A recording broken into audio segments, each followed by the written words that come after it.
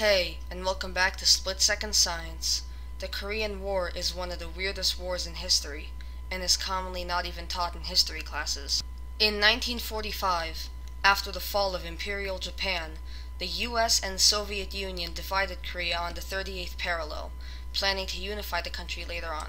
This never happened, and the divided Korea was left in an odd position. The North was a puppet of the Soviet Union, and the South was a puppet of America. One communist, one capitalist. The ideological divide was so great, war was effectively inevitable. In late June of 1950, North Korea, under leadership of Kim Il-sung, invaded the ill-equipped South. Within less than 2 months, South Korean forces were pushed to a tiny area on the southeastern edge of the peninsula. The North Korean government was expecting a certain victory. But the UN decided that it, along with the US, would send troops to stop the North advancing. For some reason, the advancement just stopped for a bit. If the North continued at the pace they were going at, there would be no time for US and UN forces to arrive.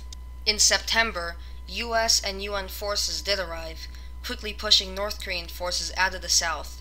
Soon, they were pushed beyond the 38th parallel. But in October, China intervened, sending thousands of troops southward, and bringing the conflict back to the 38th parallel by the end of 1950. In early January of 1951, the North managed to recapture Seoul, which was recaptured once again by the South in March. After another few months of fighting, the war turned into a total stalemate.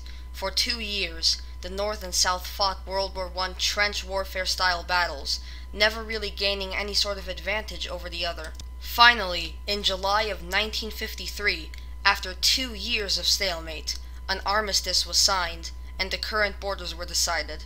Although all fighting ended with an armistice in 1953, the war technically lives on, as no official peace treaty was signed between governments. This means that the two countries are still technically at war. However, I think we all know which one is better.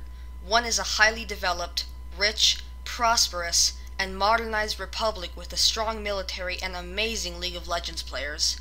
Meanwhile, the other is an underdeveloped, poverty-stricken, isolated country ruled by a fat kid who really needs to reconsider his hairstyle.